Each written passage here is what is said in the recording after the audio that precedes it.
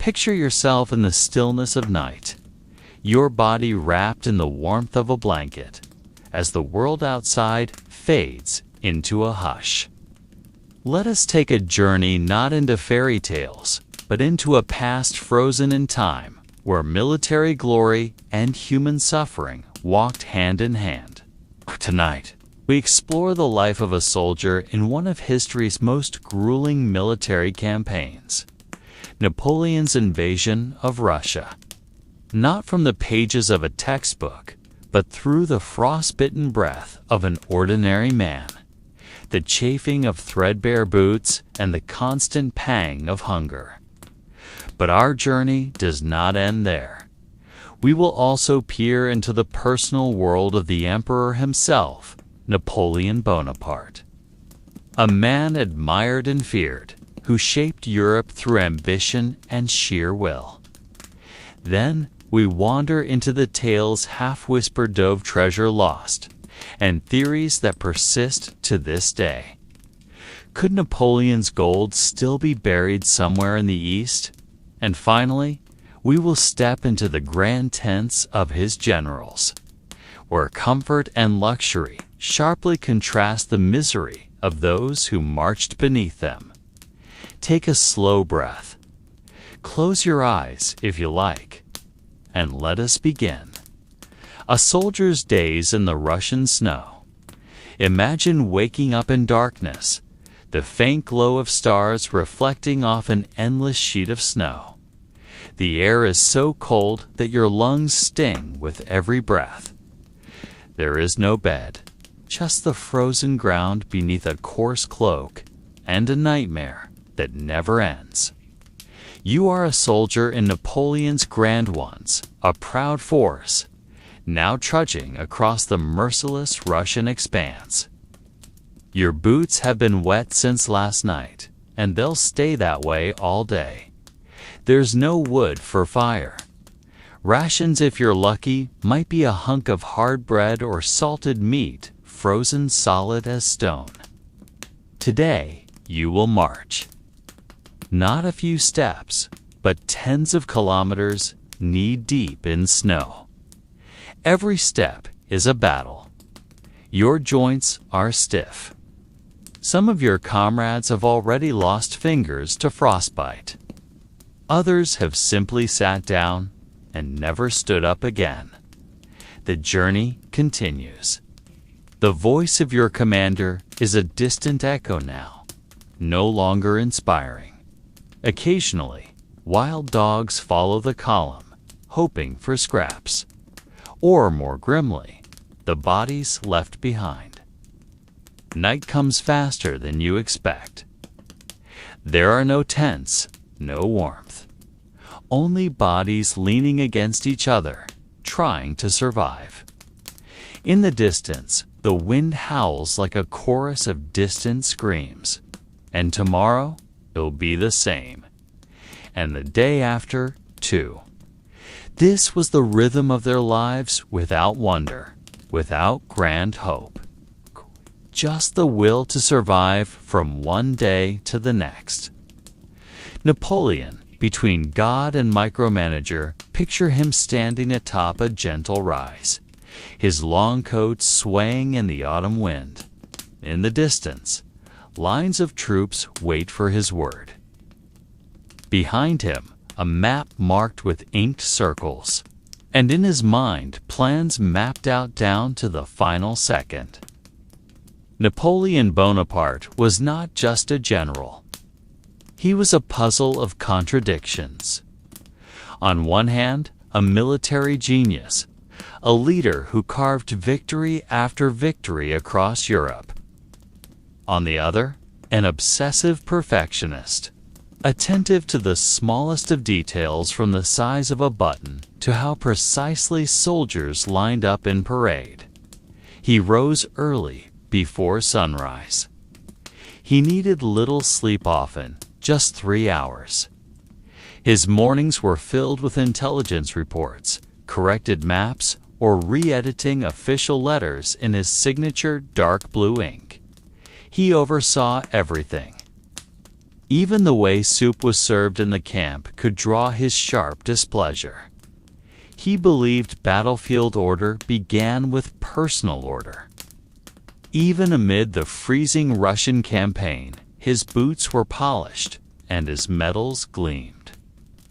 But there was another, more fragile human side, often hidden behind the iconic paintings.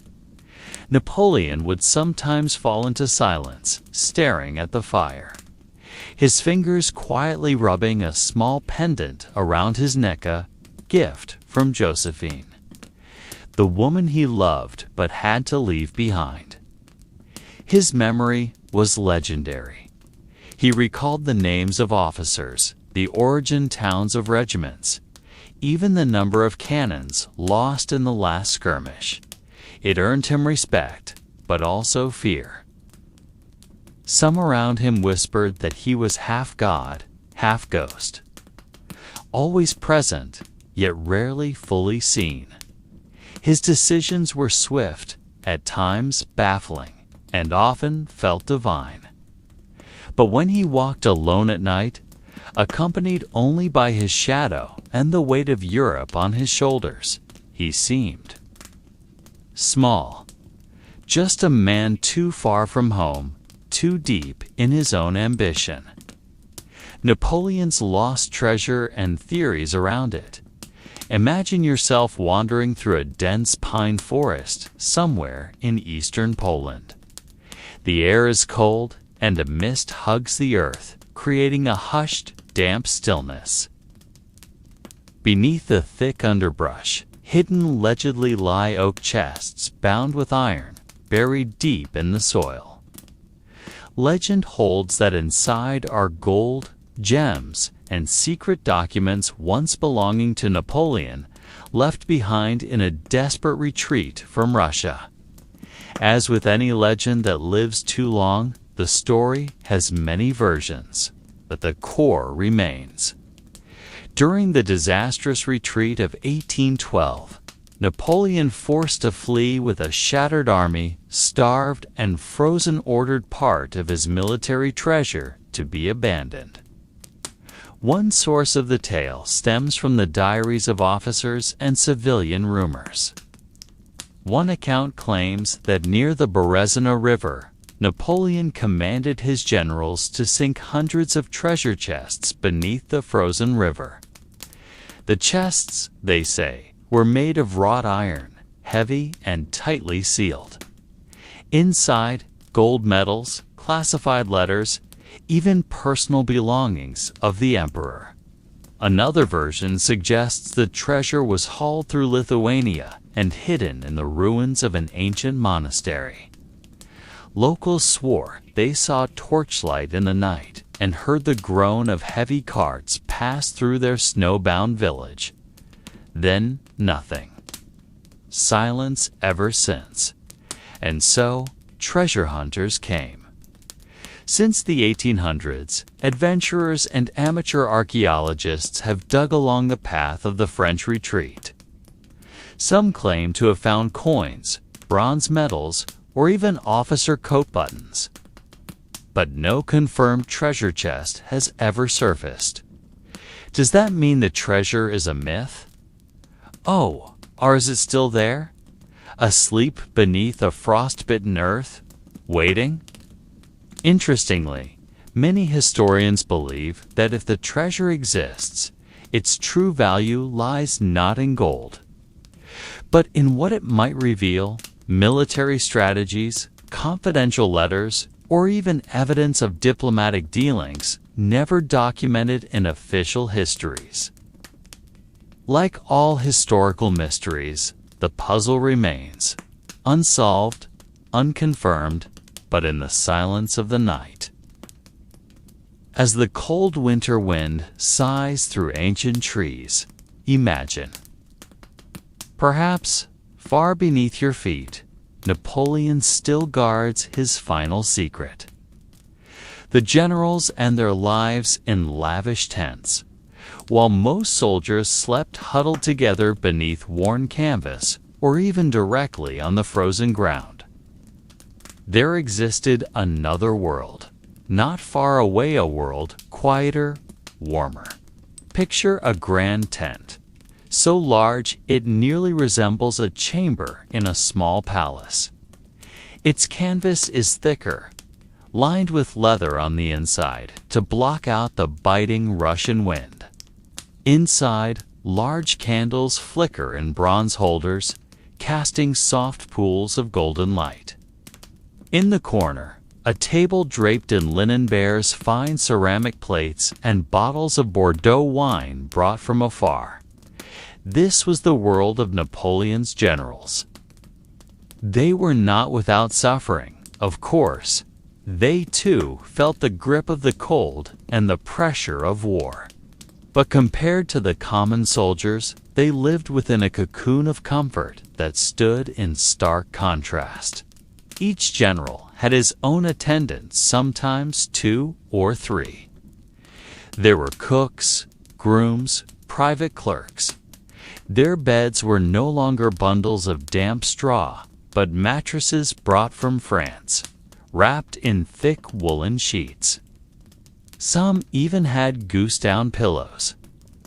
Meals became a carefully maintained ritual. They might start their day with hot coffee, though mixed with melted snow and a warmed slice of hard bread. Dinner, when logistics allowed, could include smoked meat, canned vegetables, and of course, a glass or 2 of red wine. Meanwhile, the soldiers outside gnawed on watery stew or shared moldy bread. Why does this contrast matter?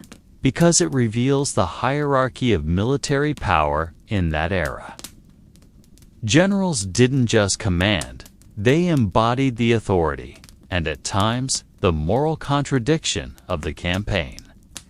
While they drafted letters to lovers in Paris inside luxury tents, the sound of wet coughing echoed outside from ranks stricken with dysentery and frostbite.